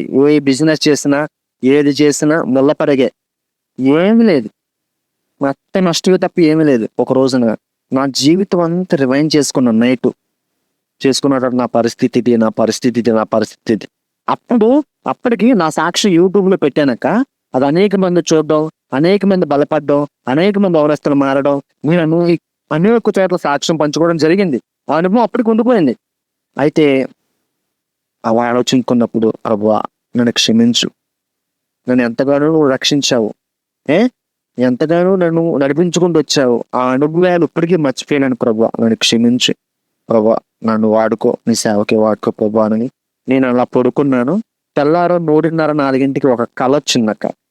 నేను అనేక చోట్లకు వెళ్తున్నట్టు, సాక్ష్యాలు తీస్తున్నట్టు, అనేక మంది దేవుల్లోకి వస్తున్నట్టు, అనేక మంది బలపడుతున్నట్టు, ప్రపంచం మొత్తం మారిపోతున్నట్టు, అనేక మంది దేవుడి సన్నిధికి వస్తున్నట్టు నేను చూస్తున్నాను అక్క. అయితే మా భార్యకి చెప్పి తీర్మానం చేసుకొని, నేను దేవుడు నాకు ఇచ్చింది ఇది, ఇప్పటికైనా నేను సత్యాన్ని తెలుసుకున్నాను అని చెప్పి ఆ రోజు నా సాక్ష్యం చేస్తున్న వాళ్ళు ఫోన్ నెంబర్లు ఉంటాయి కదక్క, ఆ ఫోన్ నెంబర్లో నేను ఫోన్ చేయగానే రాజమండ్రి ఆయన ఏంటంటే 500 నోటు మీద కింది చేసుకున్న వాళ్ళు 500 నోటు పడేసే వ్యక్తి ఆయన. అటువంటి వ్యక్తి షుగర్ వ్యాధి వచ్చి చివరికి దేవుని తెలుసుకున్నావు. అయితే నువ్వు నమ్మువక్క, ఫస్ట్ ఛార్జీగా లేకపోతే పెళ్లికి ఉంగరం పెడతారు కదా, అది తాకట్టు పెట్టి నేను ఒకటే అడిగా, ప్రభువా నువ్వే నాతో మాట్లాడుంటే, నువ్వే నాకు ఈ పరిచయం అప్పచెప్పుంటే నాకు ఒక్క సూచన క్రియ దయచే, ఇది చెప్పి నేను ముగించేస్తా, ఒక్క సూచన క్రియ నాకు దయచే, నువ్వు ఉన్నావని నాకు తెలుపు అని చెప్తే నేను ప్రార్థన చేసుకుని రాజమండ్రి నేను బండి మీద వెళ్ళిపోయా. యవన వయసులో ఉన్నాను కదా, బండి మీద వెళ్ళిపోయాను. ఇప్పుడు ఒక 500 రూపాయలు, అంటే రాజమండ్రి ఇక్కడే కాబట్టి 500 సరిపోద్ది కాబట్టి 500 రూపాయలు పై జోబులో పెట్టుకుని నేను వెళ్ళి, అప్పుడు చిన్న ఫోన్ చిన్న మైక్ పెట్టి సాక్ష్యం అంతా రికార్డింగ్ అయిపోయింది. రికార్డ్ అయిన తర్వాత బాబు ఛార్జ్ చేసుకుంటూ అని చెప్పి తను నాకు 500 నాకు ఇస్తుంటే నాకు ఏడుపు వచ్చింది. ఏంటంటే తన పరిస్థితి బాగోలా, నడలేని స్థితి, ఒక కాలు తీసేసారు ఆల్రెడీ, ఇంకో కాలు లేదు, తన పరిస్థితి బాగోలా. అయ్యా నాకు వద్దు వద్దు వద్దు అన్నా సరే, నువ్వు ఈ 500 రూపాయలు తీసుకుంటేనే ఆశీర్వాదం 500 రూపాయలు తీసుకుంటేనే నా సాక్షి యూట్యూబ్ లో పెట్టు. ఆశీర్వాదం అన్నా నేను తీసుకోపోను కానీ నా సాక్షి యూట్యూబ్ లో పెట్టా, నాకు యూట్యూబ్ లో పెట్టాలి కదా. సరే అని చెప్పి తను ఇస్తే తను తీసుకుని పెట్టుకుని ప్రభా నీకు వందాలని చెప్పి ఎదరికి తర్వాత పెట్రోల్ కొట్టించుకోవడానికి 500 రూపాయలు పెట్రోల్ కొట్టించేసుకున్నా.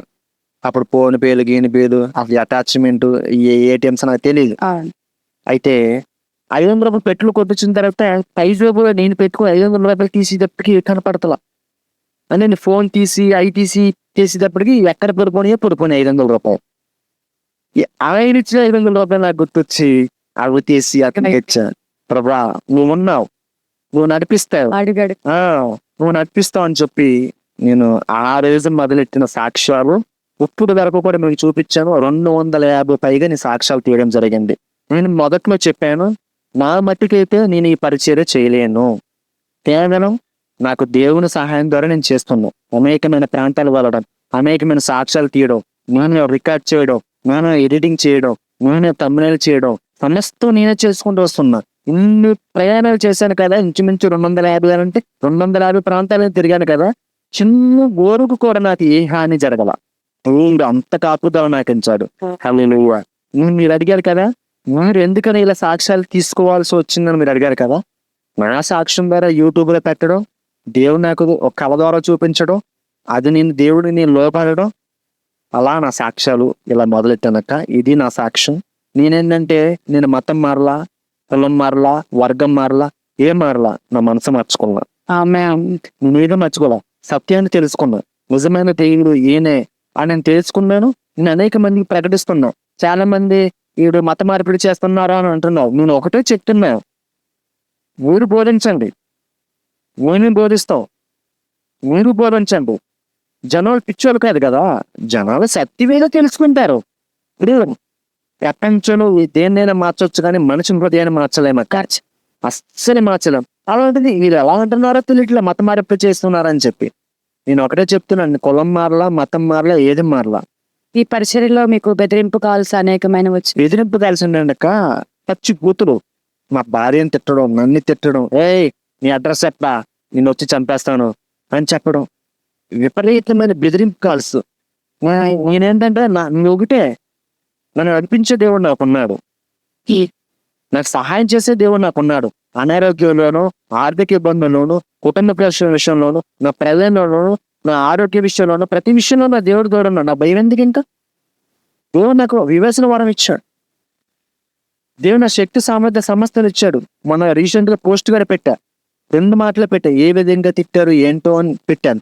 వాళ్ళని నేను దూషించలా, వాళ్ళ సత్యం తెలియదు కాబట్టి వాళ్ళు అలా అన్నారు. వాళ్ళు తిట్టడం వల్ల నేను బాధపడలేదు, ఎందుకంటే వాళ్ళు నా బ్రదర్స్. మన దేవుడు మనకు నేర్పించి నేర్పించినది వాళ్ళు నా బ్రదర్స్. నేను ఒకటే అన్నా, బ్రదర్ మీరు తిట్టినందుకు నేను బాధపడలా, మీరు తిట్టారని చెప్పి నేను తిడితే మీకు మాకు తేడా ఏముంది అని చెప్పి ఇప్పుడు కూడా వాళ్ళ గురించి ప్రార్థన చేస్తాం అక్క. ఇప్పుడు కూడా వాళ్ళ గురించి దేవుడు మనకు అప్పగింపు మనకి చెప్పిన పరిచర్య అది మన పని. నేను చెప్పాను కాక, నా సొంత ప్రయత్నం నేను చేయట్లా, దేవుడు నాకు ఇచ్చాడు, నా కళ్ళ ద్వారా మాట్లాడాడు, నేను చేశాను. 1 సంవత్సరం 250 సాక్ష్యాలు తీయడం అది సాధ్యమక్క కాదు, అది దేవుడు నడిపింపు. అందులో ఏ వీడియో చూసినా లక్షల్లో వ్యూస్. ఆ దేవుని గొప్ప. నేను ఒకటే అనుకుంటా, నేను 1000 మంది చూడని, 10,000 మంది చూడని, 2,000 మంది చూడని, నాకు అవి నత్తం. దేవుడు ఆ వీడియో ఎవరు చేరారో అది చేరుస్తా. ఎందుకంటే అనేక మంది యవనస్తులు మా ఇంటికి వచ్చి, బ్రదర్ నేను సత్యాన్ని తెలుసుకున్నాను, ఉప్పు నుంచి నిజాయితీగా జీవిస్తాను. అనేక మంది హైందువులు నాకు ఫోన్ చేసి కాల్ రికార్డ్స్ గారు ఒక వీడియో కూడా పెట్టా, నేను హెచ్ఐవితో బాధపడుతున్నాను అని, నా గురించి ప్రార్థన చేయమని నన్ను అడిగితే, నా ప్రార్థన కాదమ్మా నీ ప్రార్థన కాదు ఆలకిస్తాడు దేవుడు. ఒకప్పుడు నేను ఆ స్థితిలోనే హైందువులుగా ఉండి దేవుని తెలియని వ్యక్తులని నేను ప్రార్థన చేసుకున్న దేవుడు నా ప్రార్థన ఆలకించాడు.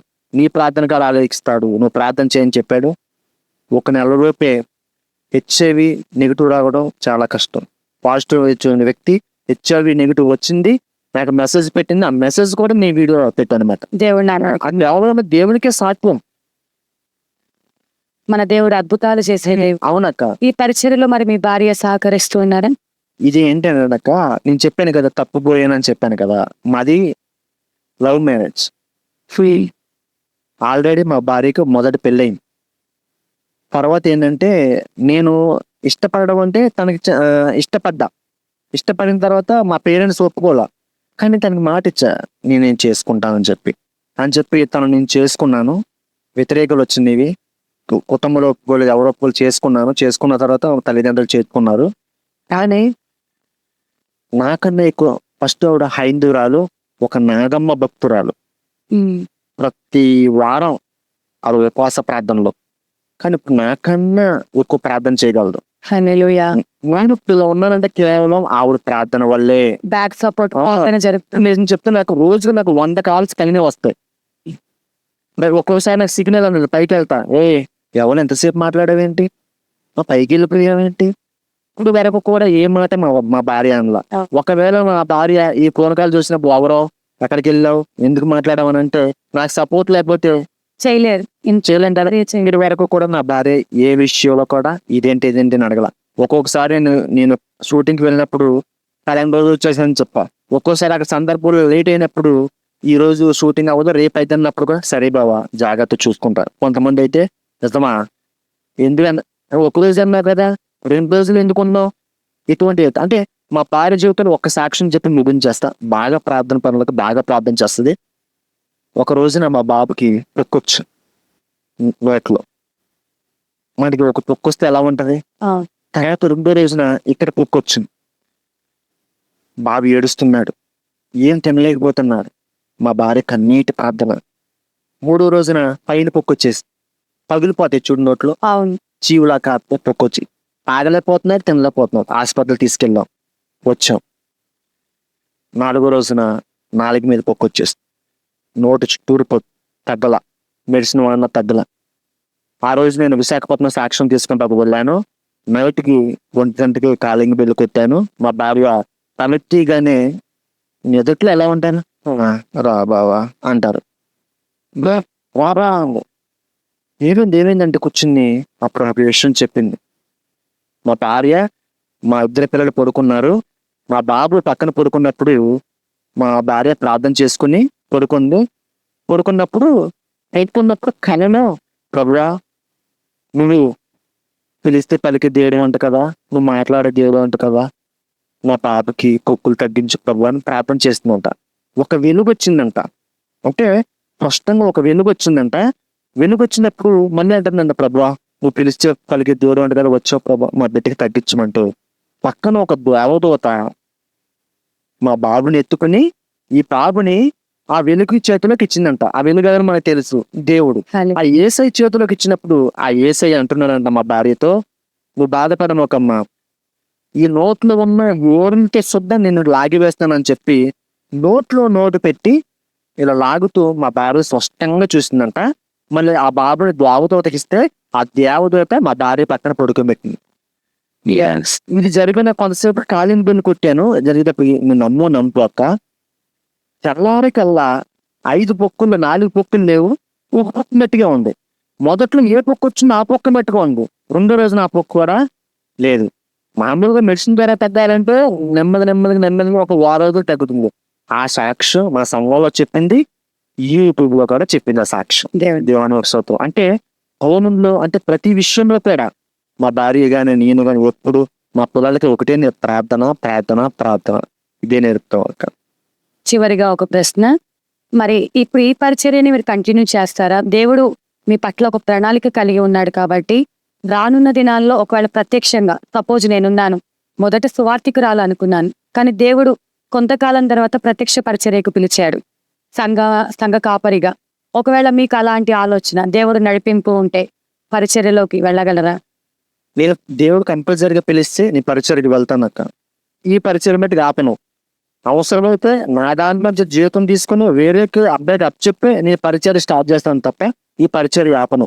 ఎందుకనంటే ఎంతమంది రక్షించబడుతున్నారో, ఎంతమంది బలపడుతున్నారో, ఎంతమంది దేవునిలోకి వస్తున్నారో కళ్ళారా చూస్తున్నాను. ఎంతమంది హైందూ సంఘులు, హైందూ బ్రదర్స్ నాకు ఫోన్ చేసి నా పరిస్థితి ఇది దేవుడి గురించి ప్రార్థన చేయండి, ఎంతమంది చీకటి శక్తులతో భయపడుతున్నారు, వాళ్ళందరి గురించి ప్రార్థన చేసినప్పుడు దేవుడు విడుదల దయచేస్తున్నారు. వాళ్ళందరూ నేను ఈ నుంచి చర్చికి వెళ్తాను అని చెప్పి చాలా మంది చెప్పారక. దేవుడు ఎలా పిలిస్తే అలా వెళ్తాను. ఎందుకంటే ఫస్ట్ దేవుడి మాట మీద లోబడాల. నా పరిస్థితి ఏంటో చూసా, దేవుడి మాటకు లోబడాను, నా జీవితం ఏంటో నేను చూసా. నేను దేవుడు ఎలా పిలిస్తే ఆ రీతిగానే నేను వెళ్తాను. నా జీవితంలో మొట్టమొదటి ప్రయారిటీ దేవుడు, రెండోది నా కుటుంబం, మూడోది సొసైటీ. నాకు 3 కావాలి.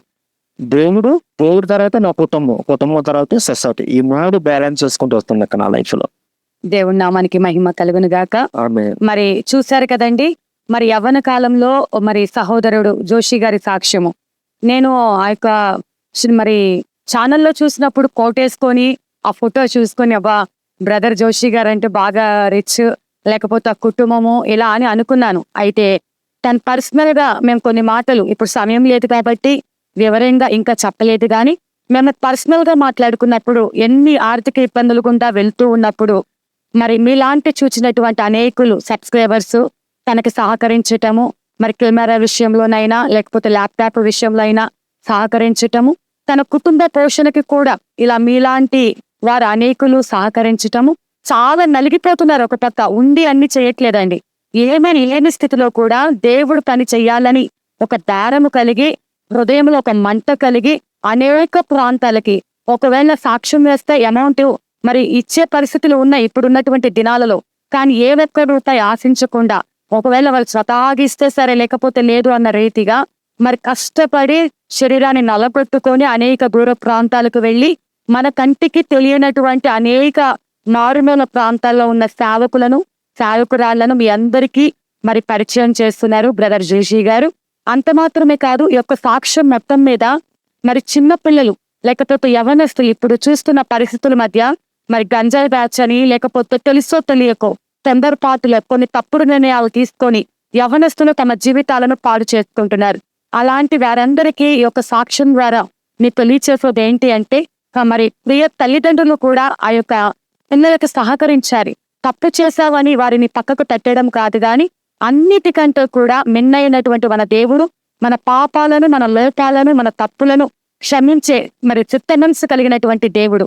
ఒకవేళ ఈ సాక్ష్యం వింటున్నటువంటి వారిలో ఎవరైనా ఇప్పటి వరకు లోకంలో, పాపంలో, శాపంలో, వ్యభిచారంలో లేకపోతే అక్రమంలో మరి దేవునికి విరోధంగా ప్రవర్తిస్తూ ఉంటే, నీకు ఇప్పటి వరకు నువ్వు దేవుడి దగ్గరికి రాకపోయినా, నీకు దేవుడంటే ఎవరో తెలియకపోయినా, ఈ సాక్ష్యము ద్వారా అయినా విని 13 సంవత్సరాల వయసులో మరి చెరసాలలో ఉన్నప్పుడు ఎలాంటి భయంకరమైన పరిస్థితులు గుండా మరి ఆ సమయం 13 సంవత్సరాలంటే ఆ పరిస్థితి ఎలా ఉంటుందండి? ఏ దిక్కు తోచని పరిస్థితి. మరి అనేకులు చుట్టూ ఉన్న వారు హింసిస్తూ ఉంటే, తల్లిదండ్రులు పక్కన లేక, తన బాధ చెప్పుకోలేక నరకయాతన అనుభవిస్తున్నటువంటి ఆ బిడ్డకి 13 సంవత్సరాలు నా బాబుకి ఒక సువార్థికురాలి ద్వారా, ఒక అక్క ద్వారా మనం ఇప్పుడు అందుకే నీ దాకా వస్తే నువ్వు తప్పకుండా దేవుని ప్రేమను అనేకులకు తెలియచేయాలి. ఆ రోజు ఆ యొక్క జైన్లో చేసినటువంటి ఆశవార్త ఇప్పుడు బిడ్డను వెలిగించింది, ఆత్మదీపాన్ని వెలిగించింది. కాబట్టి నీ దాకా వచ్చినప్పుడు నువ్వు సువార్త చెప్పకుండా మౌనంగా ఉండదు. నువ్వు ప్రకటించే సువార్త ద్వారా అనేకుల జీవితాలు వెలుగు నింపుతారు. అనటానికి పర్ఫెక్ట్ సాక్ష్యము మన జోషి బ్రదరే. మరి తమ్ముడు ఎంతో తగ్గింపు కలిగి మరి దేవుడిచ్చినటువంటి పరిచర్యను బట్టి అనేక మంది సేవకులకు సహకారంగాను, అనేక మంది ఆయన రాజ్య వ్యాప్తి కోసం ప్రయాస పడుతూ పరలోక రాజ్యాన్ని విస్తరించుటకు నిజముగా అంటే సంఘాలు ఉన్నవారు కూడా భారం లేక మరి కొంతమంది ఆత్మలను రక్షించలేని ఈ స్థితిలో, మరి అలాంటి స్థితిలో ఒక యవ్వనస్తుడు సంఘము లేకపోయినప్పటికీ భారము కలిగి ఆ యొక్క సాక్ష్యముల ద్వారా పరోక్షంగా అనేక ఆత్మలను రక్షించుటకు మరి దేవుడు బిడ్డను సాధనముగా చేసుకుంటూ ఉంటున్నాడు. మరి దేవుని చిత్తమైతే మిగిలిన అనేక విషయాలు బిడ్డ ఇంకా అనుభవాలన్నీ కూడా మరొకసారి మనం పంచుకున్నాము. మరి తమ్ముడు జోషి కోసము మీరు అందరూ కూడా ప్రార్థన చేయండి, తన భార్య 2 పిల్లల కోసము. కానీ ఇంకా అనేక ప్రాంతాల్లో మరి అనేక సేవకుల్ని ఈ యొక్క క్రైస్తవ ప్రపంచానికి, లేకపోతే ఈ లోకానికి దేవుని యొక్క ప్రేమ, దేవుని యొక్క గొప్పతనము ఈ లోకం అంతటా తెలుసుకోవాలి. చాలా తనకి మరి అపాయకరమైన పరిస్థితులు, బెదిరింపు కాల్స్ మరియు దినదినమే మరి ఏదో ఒక పరిస్థితి ఉంటూనే ఉంటుంది. అయినప్పటికీ ఆ బిడ్డ వెళ్తున్న వస్తున్న ప్రయాణంలో దేవుని కాపుదల ఉండాలని, క్షేమకరమైన ప్రయాణాలు మరి ఆ బిడ్డ చుట్టూ దేవుని కాపుదల ఉండాలని, మరి ఆ కుటుంబం కోసం, తన పరిచర్య కోసము మీరందరూ కూడా దారముగా ప్రార్థన చేయండి. మీ అందరికీ నా వందనాలు. తమ్ముడు చాలా చాలా చాలా వందనాలు. మరి ఎంతో చక్కగా మాకు సాక్ష్యాన్ని అందించి మీ యొక్క అనుభవాలు నాకు తెలియచేసినందుకు రోజులో డాక్టర్ ప్రైజ్ లార్డ్.